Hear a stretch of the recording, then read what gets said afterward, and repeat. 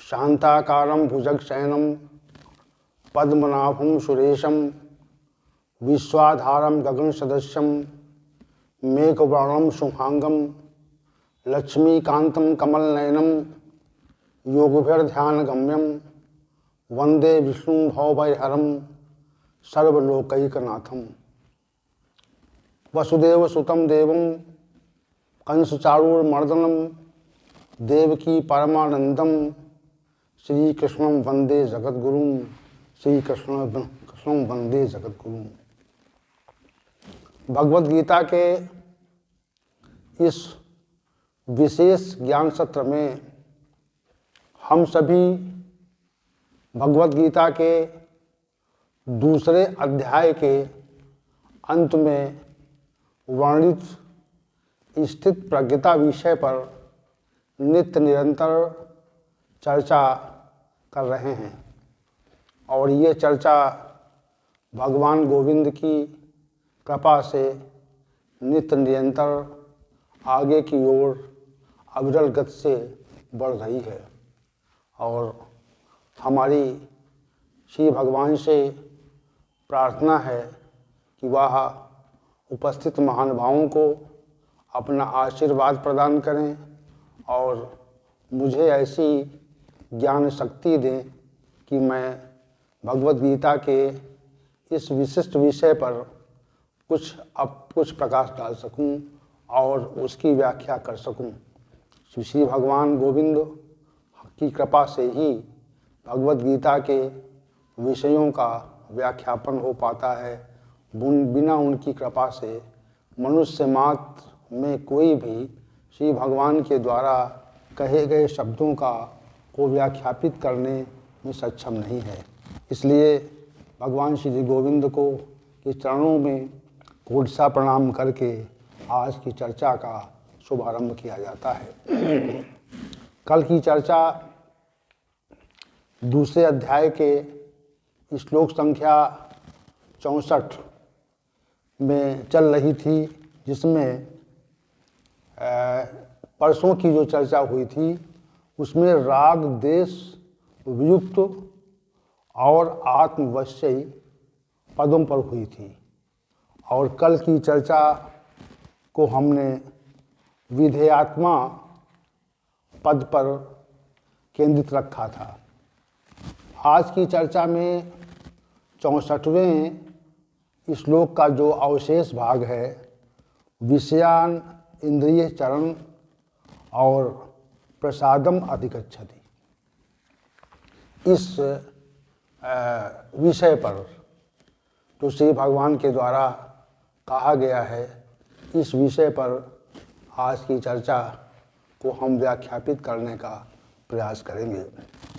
श्री भगवान ने कहा कि राग देश से वियुक्त और जिस साधक राग देश से वियुक्त हो गया है, विगत हो गया है, यानी जिसके अंदर राग भी नहीं रहा है और देश भी नहीं रहा है, और जिसने अपने आप को नियंत्रित कर लिया है, अपने को जीत लिया, आत्मवश्यी।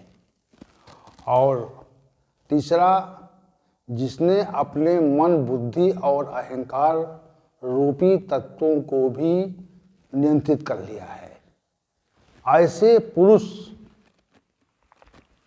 की इंद्रियां विषयों में विचरती हैं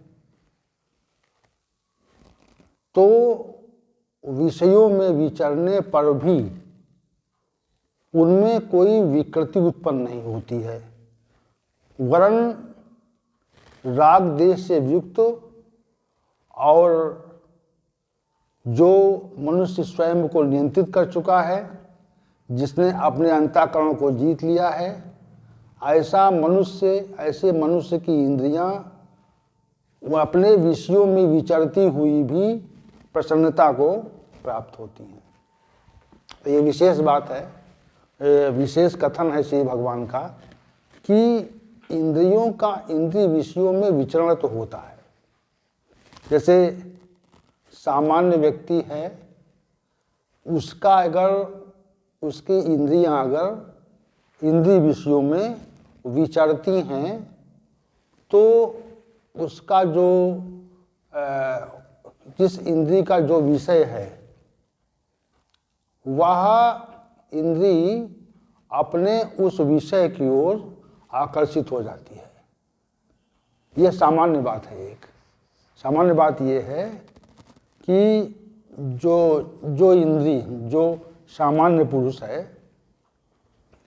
उस पुरुष की इंद्रिय जब अपने विषय में व्यवहार करती है, अपने विषय का उपभोग करती है या अपने विषय में बरतती है, तो उस इंद्रिय विषय में हम सभी संलग्न हो जाते हैं, उसका उपभोग करने लगते हैं और इसी को आसक्ति कहते हैं। आसक्त होना क्या है? विषयों में जो आसक्ति होती है वो इंद्रिय विषयों में आसक्त होने के कारण एक लगाव पैदा हो जाता है, जिसे राग कहते हैं। और जब हमें विषय नहीं मिलते हैं तो हमको जिस कारण से विषय नहीं मिल रहे हैं, संयोग नहीं हो रहा है, तो उस कारण के प्रति द्वेष भाव, प्रतिकूल भाव रहता है। ये सामान्य बात है। लेकिन यहाँ पर श्री भगवान एक विशेष बात कह रहे हैं। जिस व्यक्ति ने राग देश, जो व्यक्ति राग देश से विगत हो गया, वियुक्त हो गया है और जिसने स्वयं को जीत लिया है और जिसने अपने अंतःकरण को भी जीत लिया है, मन बुद्धि अहंकार को भी जीत लिया है, तो ऐसे व्यक्ति के इंद्रियों की जो चेष्टा है वो होती तो है, लेकिन उसमें कोई विकृति नहीं रहती होती। देखिए, जब हमने किसी मनोहारी दृश्य को देखा, सुंदर मनोहारी छवि को देखा, तो हम उसकी ओर आकर्षित होते हैं और ये आकर्षण जब होता है तो मन में एक विकृति उत्पन्न हो जाती है, जिसको हम उपभोग करने की इच्छा कहते हैं।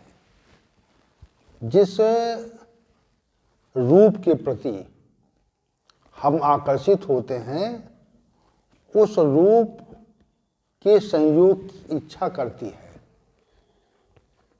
परंतु श्री भगवान कहते हैं जिसमें राग नहीं बचा है, द्वेष नहीं बचा है, जिसने स्वयं को जीत लिया है और जिसके मन बुद्धि और अहंकार नियंत्रण में है, उस पुरुष की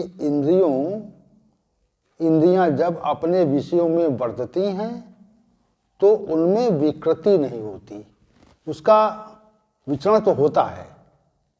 भाई, आपकी इंद्रियां, सामान्य पुरुष की इंद्रियां और पराकाष्ठा पर पहुंचे हुए साधक की इंद्रियां कार्य तो एक ही करती हैं। जैसे सामान्य व्यक्ति भी अपने आंखों से देखने का कार्य करेगा। सामान्य व्यक्ति के नेत्र जिस प्रकार से वस्तुओं को देखने का कार्य करते हैं, उसी प्रकार से एक पराकाष्ठा की सीमा पर पहुंचे हुए साधक के भी नेत्र वस्तुओं को देखने का कार्य करते हैं, लेकिन वस्तुओं में देखने में जो आकर्षण है, उस आकर्षण के प्रति सामान्य व्यक्ति आकर्षित होता है, लेकिन साधना की पराकाष्ठा पर पहुंचा हुआ व्यक्ति उसकी ओर आकर्षित नहीं होता। यानी नेत्रेंद्रिय तो अपने विषय में विचरण कर रही है।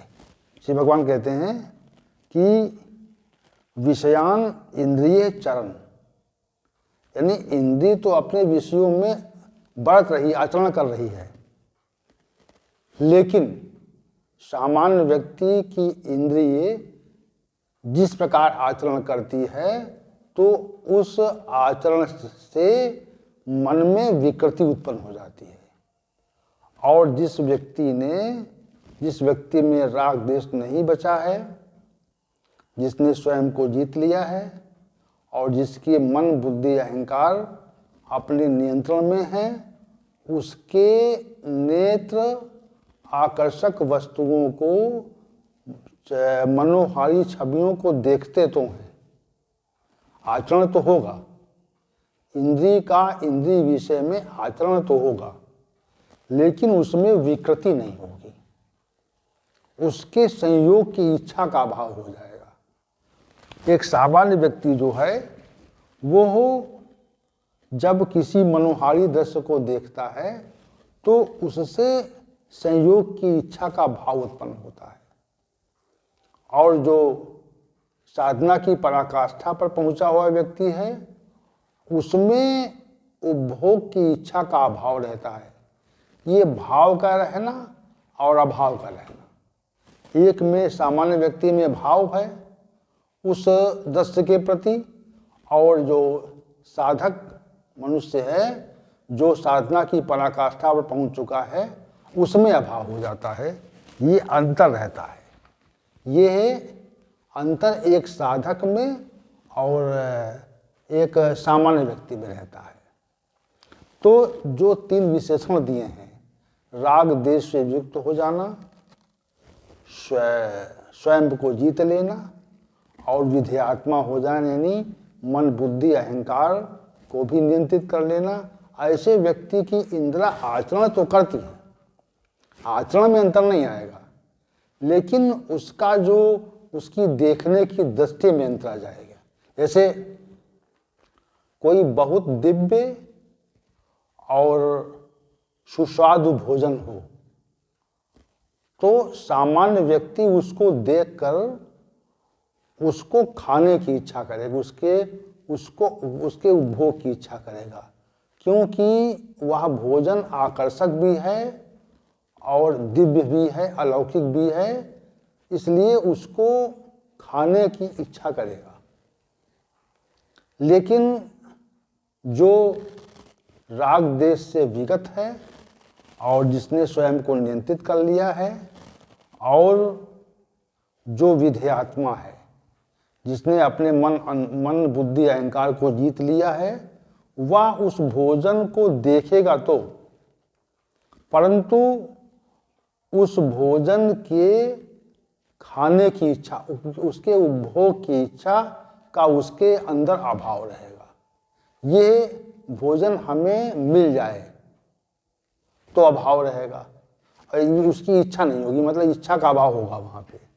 और यदि मिलता भी है भोजन, यदि प्राप्त भी हो जाता है तो उसमें जो स्वाद है, रस है, रस में उसकी निमग्नता नहीं होगी, उसमें जो रस है उस रस के प्रति वो आसक्त नहीं होगा, ये अंतर है, और सामान्य व्यक्ति की आसक्ति उसमें होगी। तो जिह्वा रूपी इंद्रिय अपने विषय में बढ़ती है, सामान्य पुरुष उसमें निमग्न हो जाता है, उसमें आसक्त हो जाता है और उसे पुनः पुनः उसके उपभोग की इच्छा करता है। मिलने पर राग होता है और न मिलने पर द्वेष होता है, लेकिन वह प्रक्रिया एक साधना की पराकाष्ठा पर पहुंचे हुए व्यक्ति में नहीं होती। वह सुस्वाद भोजन की एक तो इच्छा नहीं करता है और उसकी ओर आकर्षित नहीं होता है, और दूसरा मिलने पर उसमें आसक्त नहीं होता है।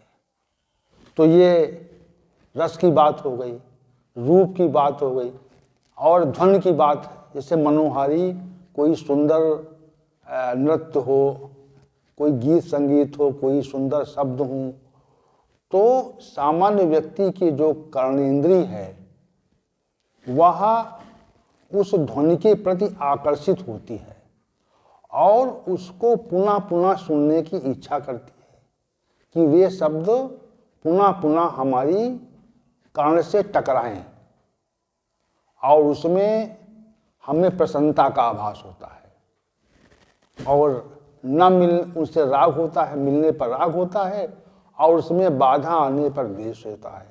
लेकिन जो साधना की पराकाष्ठा पर पहुंचा व्यक्ति है, उसके कान सुंदर और मधुर गीत संगीत सुनेंगे तो, परंतु उनमें आसक्ति का अभाव रहेगा, उनकी ओर वो आकर्षित नहीं होगा। ये अंतर एक सामान्य व्यक्ति में और एक साधना की पराकाष्ठा पर पहुंचे हुए व्यक्ति में है।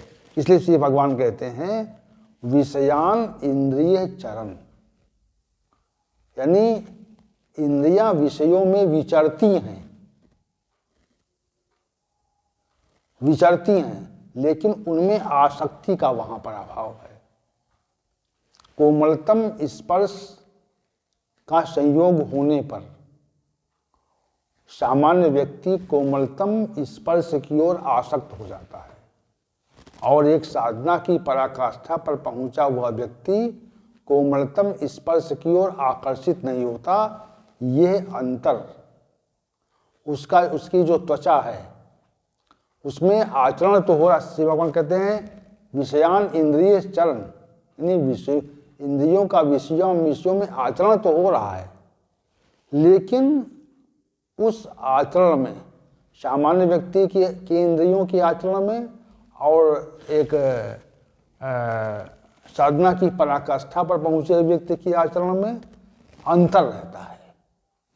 अंतर ये है कि वो उसमें आसक्त नहीं होता और सामान्य व्यक्ति उसमें आसक्त हो जाता है। तो वैसे भी ऐसे शब्द के बारे में, रूप के बारे में, रस के बारे में, स्पर्श के बारे में, गंध के बारे में बहुत सुगंधित द्रव्य हो तो सामान्य व्यक्ति आकर्षित होगा, और जो साधना की पराकाष्ठा पहुंचा हुआ व्यक्ति वो गंध की ओर आकर्षित नहीं होगा। इसलिए विषयों का जो आचरण है, कि भगवान कहते हैं विषयान इंद्रिय चरण, नहीं विषयों से इंद्रिय का अपने विषयों में आचरण तो होगा, लेकिन उसमें आसक्ति नहीं होगी। और जो मनुष्य आसक्त होता है वह विषयों के संयोग से सुख का अनुभव करता है और विषयों के वियोग से दुख का अनुभव करता है। दोनों स्थितियां अलग अलग है। विषयों का जब हमें संयोग होता है तो उससे सुख का आभास होता है, और विषयों से जब वियोग होता है तो उससे दुख का आभास होता है। दोनों स्थितियां हैं अलग अलग। तो ये सुख दुख का जो मिश्रित स्वरूप है, कभी सुख का, कभी दुख का, कभी सुख का, कभी दुख का, यह निरंतर चला करता है। लेकिन श्री भगवान कहते हैं कि जिसने राग देश से अपने को वियुक्त कर लिया है, यानी अपने को विलग कर लिया है, राग देश उसके जिस व्यक्ति के छूट चुके हैं, और जिसने स्वयं को नियंत्रित कर लिया, वश में कर लिया है, स्वयं को जीत लिया है, और जिसने अपने मन बुद्धि और अहंकार को भी जीत लिया है, ऐसा व्यक्ति प्रसादम अधिगच्छति। प्रसादम अधिगच्छति मतलब प्रसन्नता को प्राप्त हो जाता है।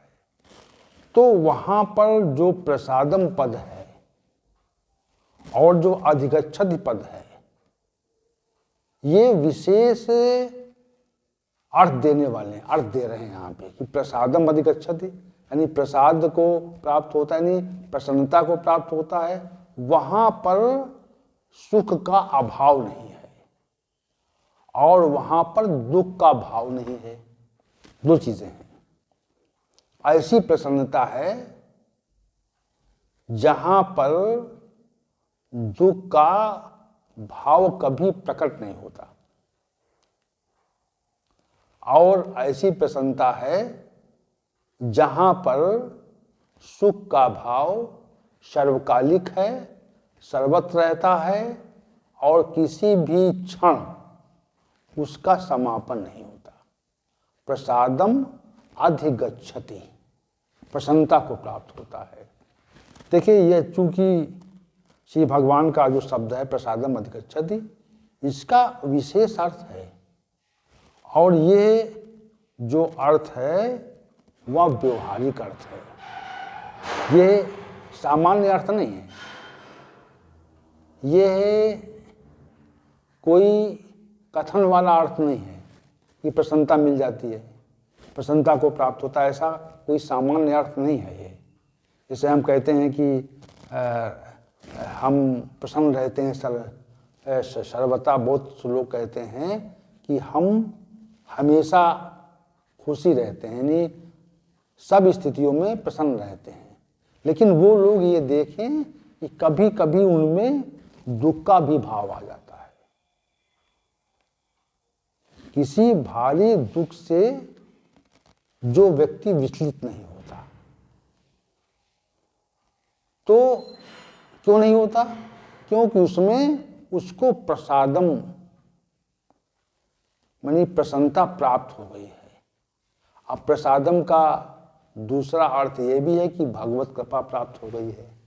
जो राग देश से युक्त हो जाते हैं और जो जिन लोगों ने स्वयं को जीत लिया है और जो मन बुद्धि अहंकार को नियंत्रित कर लेते हैं, उन्हें परमात्मा की कृपा रूपी प्रसाद प्राप्त हो जाता है।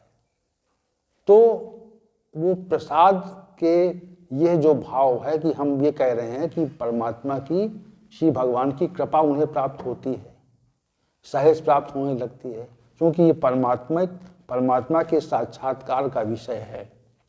इसलिए इसका ऐसा अर्थ हम ले सकते हैं।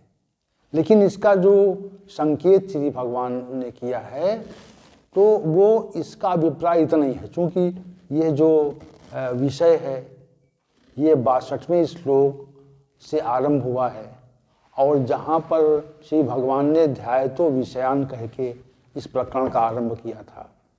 तो जब ध्यायतो विषयान कह के इस प्रकरण का आरंभ किया था, तो यहाँ पर इंद्रिय विषयों का ही प्रकरण चल रहा है। तो इंद्रिय विषयों में जब तक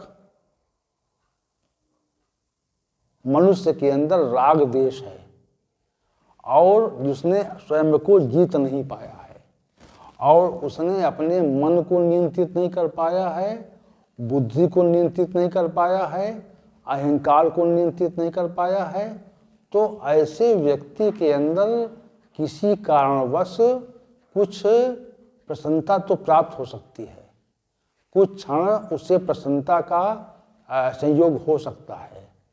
लेकिन जो अविरल प्रसन्नता है, जो समाप्त न होने वाली प्रसन्नता है, जो सर्वकालिक प्रसन्नता है, जो किसी भी क्षण समाप्त न होने वाली प्रसन्नता है, जिस प्रसन्नता का अभाव नहीं होता है, जिस प्रसन्नता के आ जाने पर मनुष्य के जितने भी दुख हैं उस दुख का भाव समाप्त हो जाता है।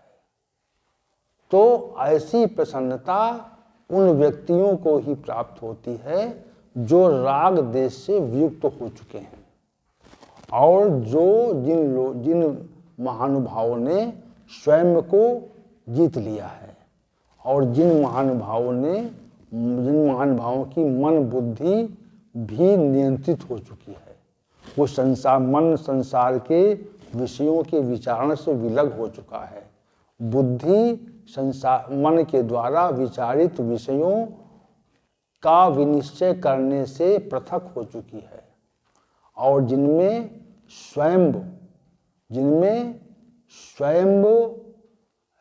स्व अनुभूति हो चुकी है कि मैं क्या हूँ, इस तथ्य को जिन्होंने जान लिया है और जिनको आत्मबोध हो चुका है, ऐसे व्यक्तियों की में प्रसन्नता का भाव सदैव रहता है, वो समाप्त नहीं होता।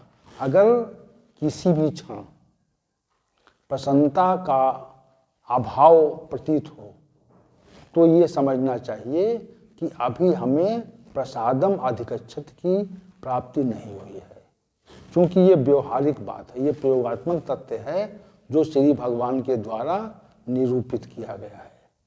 तो हम सभी साधकों को, अब साधकों की ओर बढ़ते हैं, तो हम सभी साधकों को ये देखना चाहिए कि श्री भगवान ने जो ये कहा कि राग देश से वियुक्त होना है, हमें राग है कि नहीं है, यानी हमें सांसारिक वस्तुओं, व्यक्तियों और स्थितियों के प्रति आसक्ति है कि नहीं है, एक बात।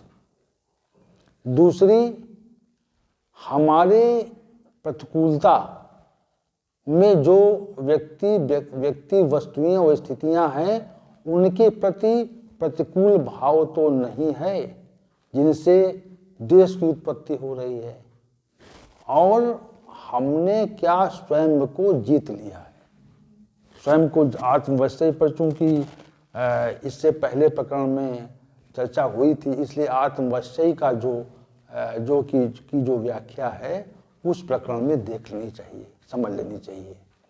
क्या हमने स्वयं को जीत लिया है, या हमारी मन बुद्धि जो है और हमारा जो अहंकार है उस पर हमारा नियंत्रण हो चुका है, हमने अहंकार के स्वरूप को जान लिया है, क्या हमने मन का साक्षात्कार कर लिया है, क्या हमने बुद्धि के विनिश्चय की अनुभूति कर ली है, क्या हमने अहंकार रूपी तत्व के स्वरूप, कार्य और प्रभाव को जान लिया है।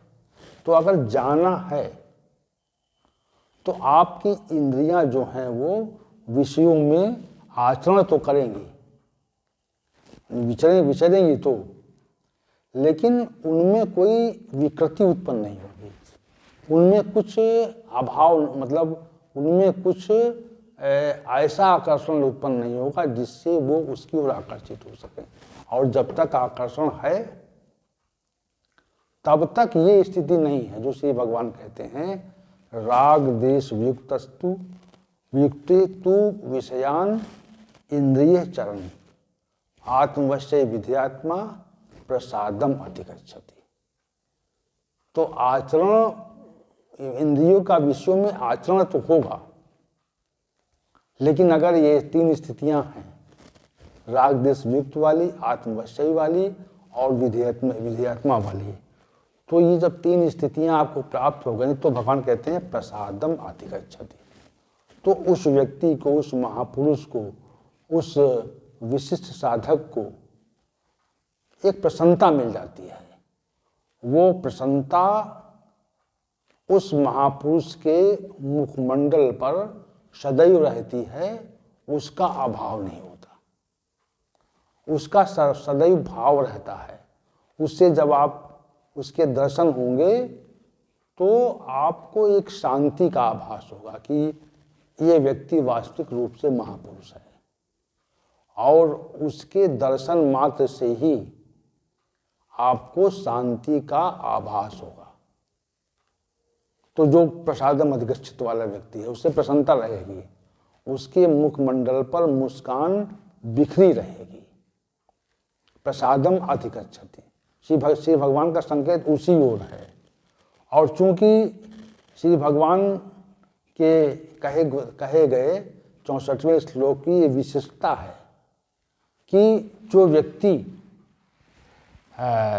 ऐसा राग देश से युक्त हो गया है, जिसने स्वयं को जीत लिया है और स्वयं जो विद्यात्मा हो गया है, उसकी इंद्रियों का आचरण तो विषयों में होगा,